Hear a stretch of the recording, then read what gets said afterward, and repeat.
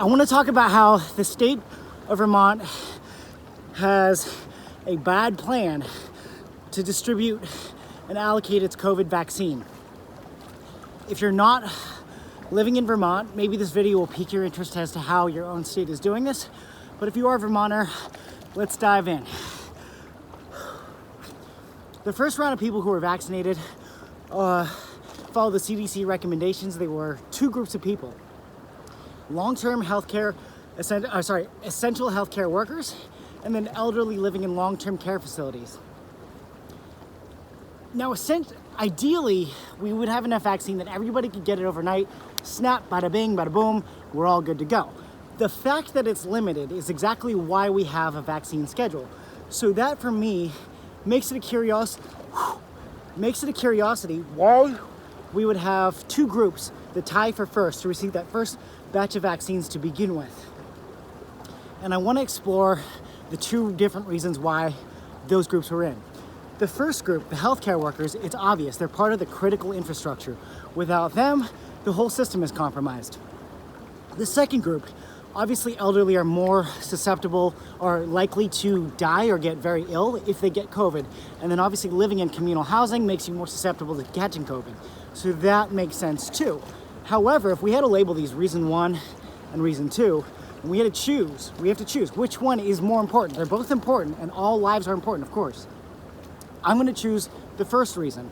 I think that the essential healthcare workers should obviously necessarily come first, because if we lose them, there's a cost to society that ripples out, which is that literally, the hospitals are understaffed, or and so forth.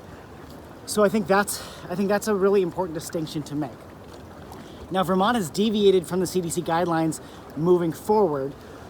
CDC recommends that all essential frontline workers get vaccinated. Vermont instead is doing age brackets, 75 plus year olds, 65 plus year olds, and so forth, with the exception that if you are 18 plus and you have a pre-existing condition that makes you more likely to get very sick or die from COVID, that you can also be vaccinated.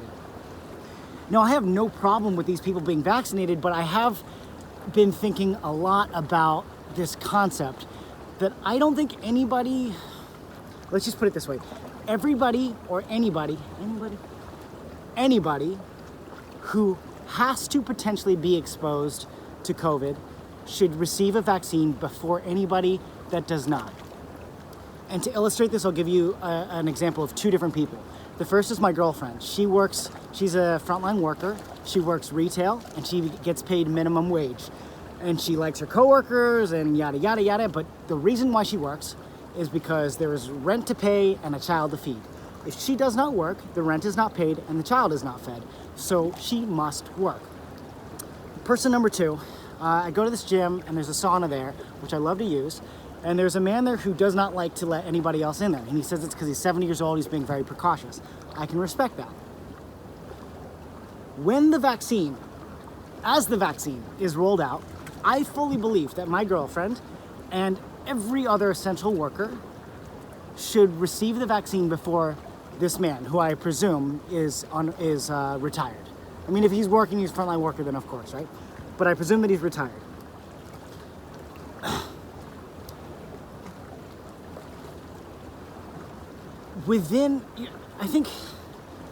Here's the thing.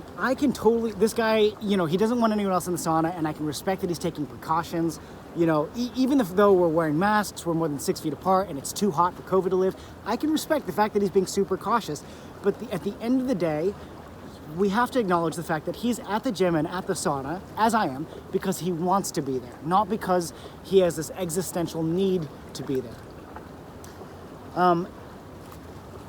And today, the virus has been around for almost a year, and we know enough, and we've developed enough infrastructure that anybody who is retired and has reasonable means to not work can avoid the virus if they choose to avoid the virus. And that's as simple as getting your groceries delivered to your trunk, staying home, drinking the tap water, and not going to dive bars and making out with strangers. It's pretty straightforward. So I think that Truthfully, I think that the Vermont government is pandering to their voters because obviously older generations tend to vote in higher proportion than younger voters. But I think that that's pretty much what it is. And they're using data, which is that higher mortality rates amongst older age brackets, to justify this decision. I understand the argument that this is about preventing deaths, but as I just said, I do think that a lot of people who are getting COVID are doing this because they aren't taking the necessary precautions. As far as essential workers go, I think once you take that block of people, then you can break that up into sub-parcels, because you obviously can't vaccinate all of them at once. And within that, obviously anybody with a pre-existing condition, obviously anybody who's older age brackets, they should all receive the vaccines first. People like my girlfriend should be last within that group of people. Then after all the essential workers, the teachers, the retail workers, once they're all vaccinated, then of course, yeah, let's age bracket. That makes sense to me. You can put someone like me, I'm not an essential worker, I'm 29 years old and I'm healthy. You can put me way at the back to receive the vaccine dead last, and I'm okay with that. But I do think that Vermont is the state of Bernie Sanders. We have re-elected this man for literally decades. He is a progressive and a proclaimed man of the people, and I believe this. But for a state that has elected Bernie Sanders this many times, I think that this process for the vaccine rollout is very inconsistent with those values. It is not for the working people. I don't think anybody should have to die from COVID. I am not, I think every death is terrible. I think it's unwarranted, and I think it could have all been avoided. Although we are where we are now.